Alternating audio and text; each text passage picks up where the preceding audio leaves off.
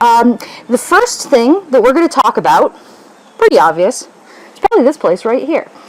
And so, for those of you who have history with Brookside, you are probably aware that this place was built in 1792.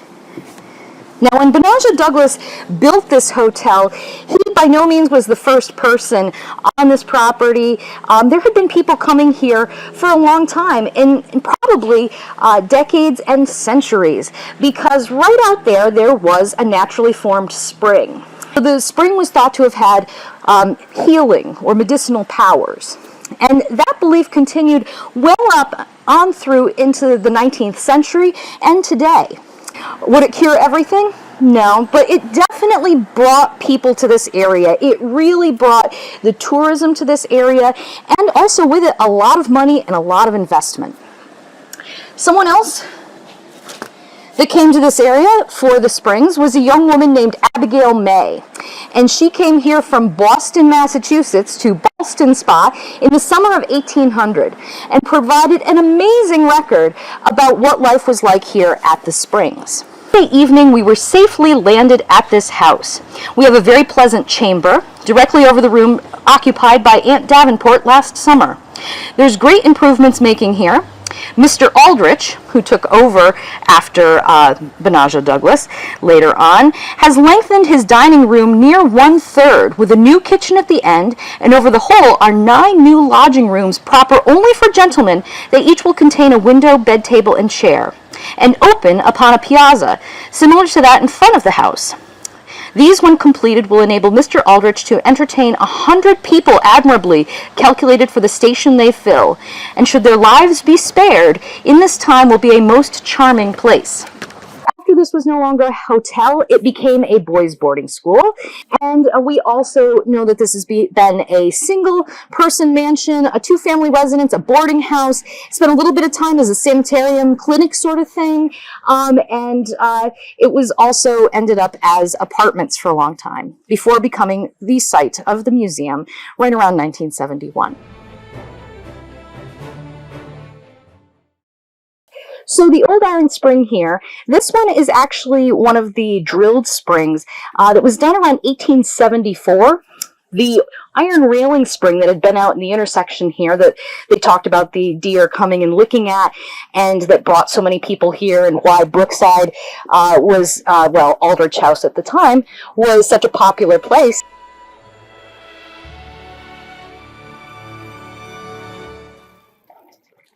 All right, so here is around, and I'm still trying to figure out exactly if it's the same structure or just the site, but I found a wonderful advertisement in an 1847 Ballston Democrat newspaper, and I love early newspapers, and this one just made my day. So this one, the advertised Red Pepper Row Lunch. John M. Babcock would announce to the inhabitants of this village and vicinity that he has recently opened an eating house in Red Pepper Row, nearly opposite the Ballston Spa Bank, where he will keep constantly on hand the best of oysters, clams, etc., which will be served up in every variety of style desired, together with fruits, confectionery, hence your little mints right there, confectionery, and all other articles usually found at similar establishments. The public are respectfully invited to call and test the quality of his eatables, etc., and you will always find the subscriber on hand to dish up the fixins in an okay manner. John M. Babcock, Ballston Spa, November 19th, 1847. Now, dish up the fixins in an okay manner. Did anyone catch that and know what that means? Any ideas? All right. When we say okay, what does it mean when we say okay? It's all good. It's all right. Yeah. Okay. So if we go back into the 1840s, okay is a reference to Old Kinderhook and a reference to Martin Van Buren, who was from Kinderhook area. So this guy right here, John Babcock, is announcing his political affiliation. Today might even be called a dog whistle. He is saying that he's a supporter of Martin Van Buren, who around this time was actually attempting a second run at the presidency. after a bit of a break. And so he is saying that he's a supporter of Van Buren right here in this advertisement for right here, Red Pepper Row. I love that name. I'd love it if someone started a restaurant here in Ballston Spa called Red Pepper Row. There you go. You've heard it here first. And he does say that it's set up nearly across the street from the bank. And so the bank had actually opened up almost a decade earlier. 1838 is when the Ballston Spa National Bank was established, making it a very, very long-lived bank. The fact that it is still going today, and the fact that it still has a branch in its original location. So definitely an important part of the community's history.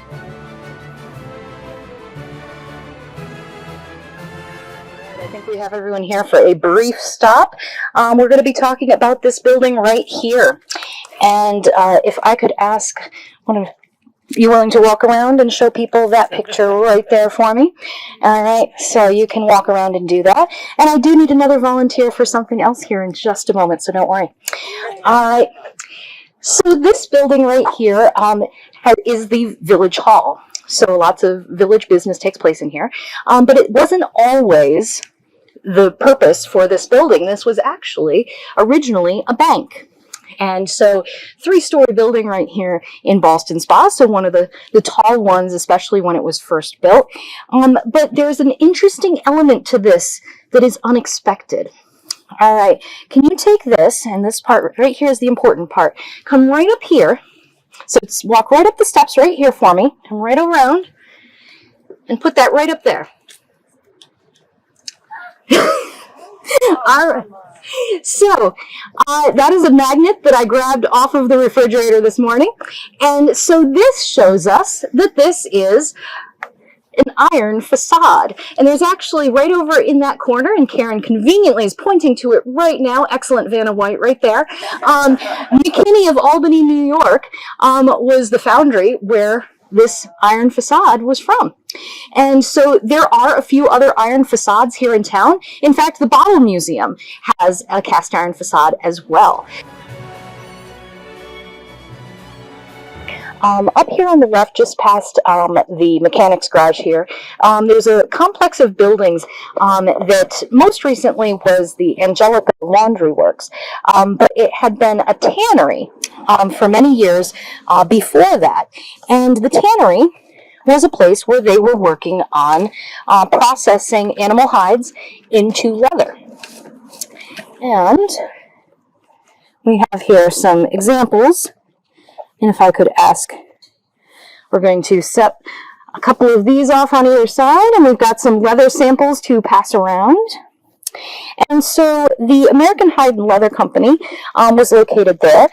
And so they were also conveniently located along the train line for the drop-off of raw materials, the pickup of finished goods, and also they were located along the Gordon Creek.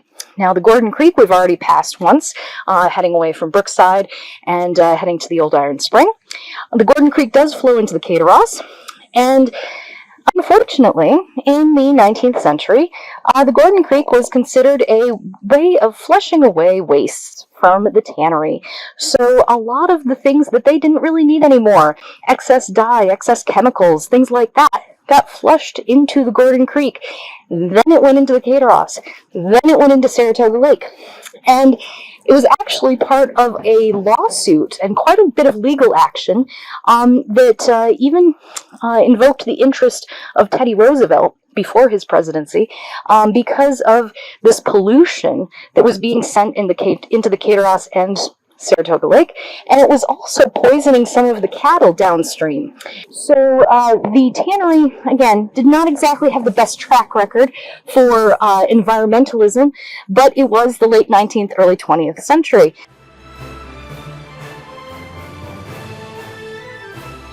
So another one of Ballston Spa's earliest still standing structures is right here. And so this is known as the Doubleday house. And so this is one that's undergone a lot of work and restoration and has housed an antique shop, apartments, and is now the home of the Real McCoy Company tasting rooms. There is so much history and lore attached to the name Doubleday. And so Abner Doubleday, some have said, was involved in the invention of baseball. And so, however, there have been some historical discoveries that kind of call that into question. He may have been involved, he might have set out some rules, things like that, but inventing it, So, however, he was also known for a very illustrious Civil War career, and there is a monument to him up at the park where we were, where the Old Iron Spring is. So if you'd like to read up more on that, I encourage you to do so there. But this is where he was born in 1819. And so, and here's an old postcard showing the structure, and again, giving us an idea of how it's changed a bit over the years. But it's nice to see, again, the older style maintained and kept as well. But if we look up this street right here, you can get a view of the chocolate factory. So here's some of the wrapping from Bischoff's milk chocolate. And so this is what their packaging looked like. But have they been in like little candy stores, or what was the quality of their... So I believe they were sold retail, but they also did a lot of bulk sort of sales to restaurants for like baking cocoa. In fact, at Brookside Museum, we have a barrel that's about this big that has the Bischoff's label on it. So it was a barrel of baking cocoa. So again, something that would be sold to a restaurant and a hotel that was serving breakfasts and hot chocolate and chocolate cakes, things like that. But they were making, again, retail size candy bars and such. And so I should say that the building does have earlier history as well. It was the site of George West's paper and paper bag manufacturer, and later the Union Bag and Paper Company. And so I have here some images of, again, Union Bag and Paper Company. So it's quite the complex of buildings up there that was built around the 1870s and throughout the 1870s for these buildings. And so quite a lot of buildings were up there, and some still do exist today. Now, when it was Bischoff's Chocolate Factory, Bischoff was very involved in beautifying the area as well. And so this is a postcard showing the factory. And but he also, let's see if I can double show here. And so here's the factory. Here's the gardens that he had maintained. And in fact, the daughter of one of the gardens that helped to maintain these amazing gardens actually still lives in the area, and used to work for the museum, Kathleen. Yeah. And so, but yeah, amazing gardens were kept as a park right near the chocolate factory. So the chocolate factory came there in 1919, but sadly, it was an economic victim of World War II. The rationing and also the difficulty in getting worldwide ingredients during a worldwide war. So, but yeah, 1944, 1945 it went out. And we're very grateful to the DiFilippo family that has worked so hard on maintaining that structure, restoring that structure, and ensuring adaptive reuse of that structure with, well, the factory restaurant, but also offices and apartments and things like that. So another great thing that we've seen where people have worked to maintain the early character of the community.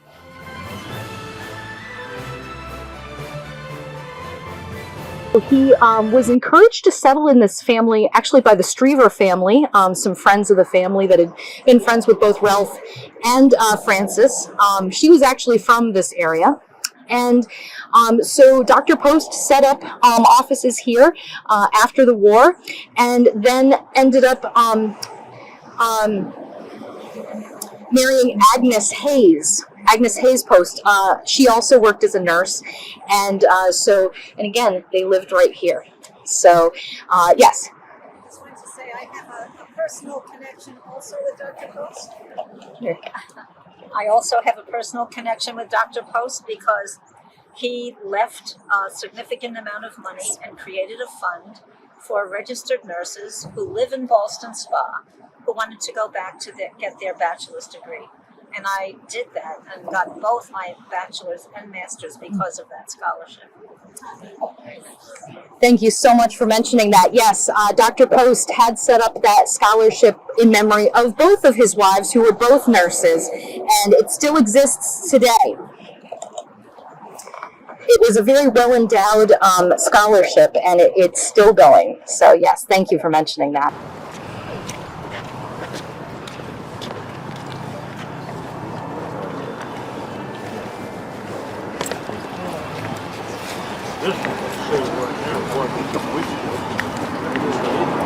I did go inside.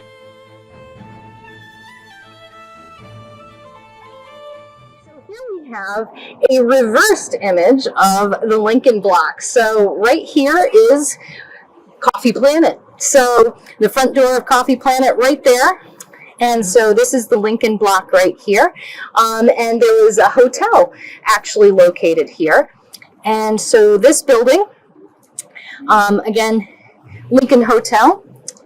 And so this area was, again, quite a business center. So once Ballston Spa wasn't so much the tourist attraction that it had been in the late 18th century, on up through about the 1830s, 1840s and beyond, that traffic really started significantly shifting to Saratoga Springs for that summer tourism.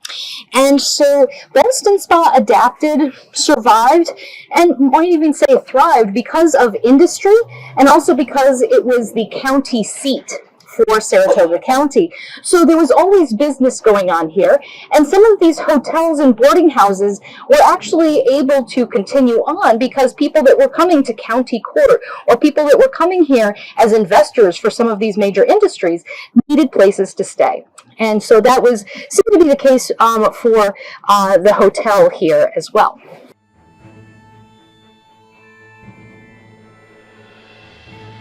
So this was the site of Noonan Brothers Hay, Grain, Feed, and Straw.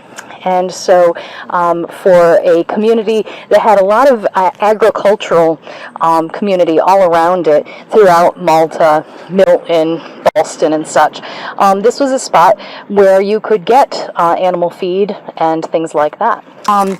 Noonan Brothers, they were known for a few different things. One of them was that Bernie was, of all things, a very talented calligrapher. And so John Cromie, very kindly, brought me his piece of calligraphy that Bernie Noonan of the Noonan Feed Shop had made for him back when he was a student over at Malta Avenue School. So students from school always used to go over there, even during lunchtime, and get their names written out. Or for some of the older students, they'd actually request to have their crushes circulating still in the community. My mother and my uncle still have their calligraphy names written out in this way as well. John very helpfully brought this to a meeting at the museum, and I ran upstairs and made a color copy of it so I could give him his right back to him. And so I always thought that was a neat thing, something unexpected at the feed mill, calligraphy. So also at the feed mill, something that a lot of different places and feed stores were doing at the time, in this case, starting in the 1930s, you had cloth bags that were being used for selling animal feed, like cracked corn, flour, things like that. And so they had been plain cotton bags.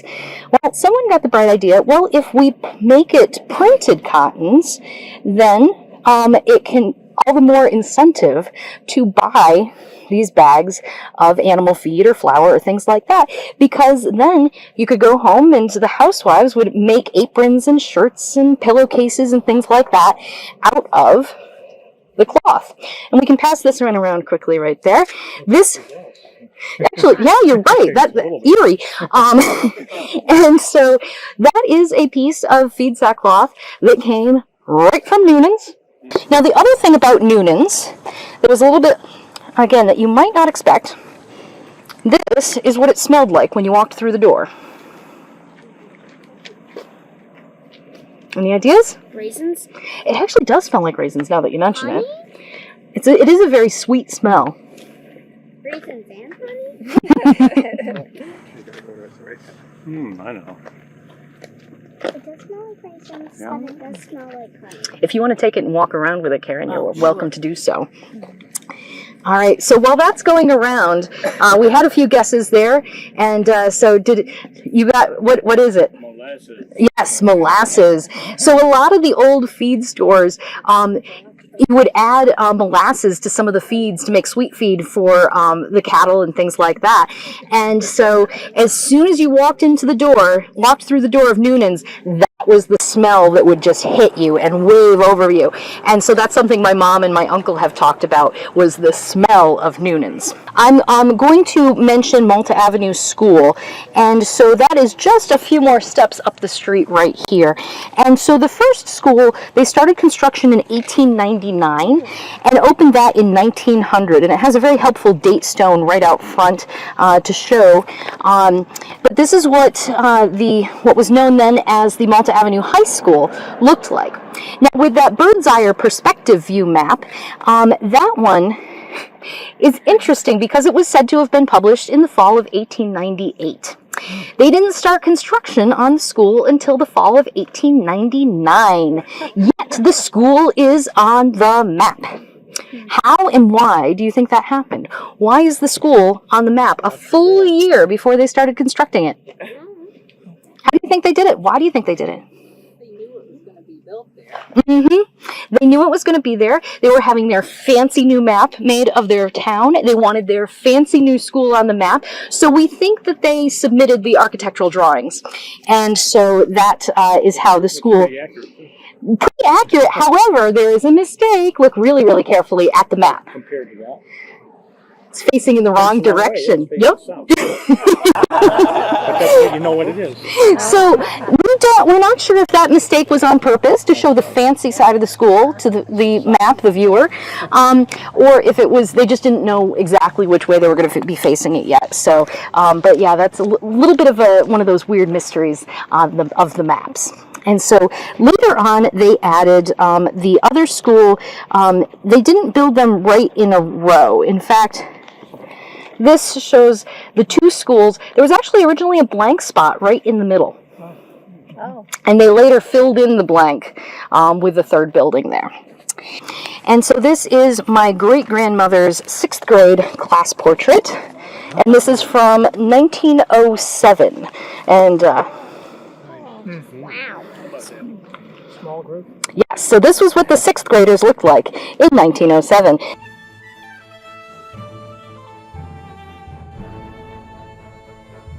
So the Eagle Hotel was, again, another one of those hotels that was really a lot of them all along Front Street and beyond. And so sadly, what happened to the Eagle Hotel happened to a lot of places. In the early 1930s, the Eagle Hotel was hit by fire and it did not make it. So this structure here, that was actually the location for Jesse Woolley's photo studio. And so he was a major photographer here in Ballston Spa for many years, pretty much the 1880s up through about 1920s or so. Prior to that, it had been the photo studio of T.J. Arnold. And so Jesse Woolley married T.J. Arnold's daughter, Susie. And Jesse took over the photo business, and Jesse was quite a talented photographer in his own right, and did quite a lot of different types of photography. He actually is the one that took a lot of the photographs we're using today, and did a lot with travel photography, and he also did some experimentation with trick photography and things like that as well. And so, again, yeah, Jesse was really a wonderful photographer. Here we have, on the bike, Jesse with his daughter, Marion. And then here we have Susie, his wife, in the veil that we can see here. But we love that bicycle photo, a bicycle built for two of sorts. And so, yes. some of the photography of Jesse Woolley. So again, he was in this building right here that's now Henry's Restaurant. He had a studio there. Brookside Museum has some pieces of his, including, I believe, a camera, and also one of the studio chairs that he used. It actually shows up in some of his portraits as well. So we're very happy about that.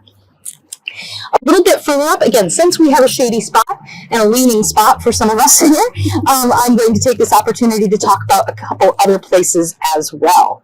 And so right across the street here, we now see a brick business block. And this, all sorts of shops as well as apartments over there. But if you happen to be in this area from about 1804 on up through the 1870s and 80s, you would have seen one great big wooden hotel. And that was the Sans Souci Hotel. And the Sans Souci Hotel was huge. It was 150 feet across and had wings that went back on either side, another 150 feet, and had enough rooms for 250 people to stay there at the same time. So that was on the street? It was right here. It's set back a little bit from Front Street, but it was a great big wooden hotel. And so, again, rooms for 250 people to stay at one time. And so that was one of those hotels that when it was first built, that one was said to be the largest resort hotel in America. And it was right here in Ballston Spa on Front Street. And so another sort of view of it, we've got another view of it here as well. And so, in fact, the former King of Spain had a suite of rooms here in the early 1820s. So people were coming from Europe. Former royalty was coming from Europe to Ballston Spa to take the waters. So this was a really big deal. As we're going to be seeing in just a moment, there is also the Soldiers Monument. And the Soldiers Monument is right up here at the intersection. A lot of these different types of monuments were built throughout the area. Often in the 1880s. This one was put up in 1888. And so that one, there's not one specific soldier that's shown up at the top. He's often called Civil Sam. He's supposed to be an everyman soldier of the Civil War. But there's over 600 names carved into the base of that monument, honoring soldiers from 4 different wars. The American Revolution, the War of 1812, the Mexican-American War, and the Civil War. And so if anyone has really long family history in this area, you may find some ancestors' names on that monument. I know of 3 of my family on that monument in particular.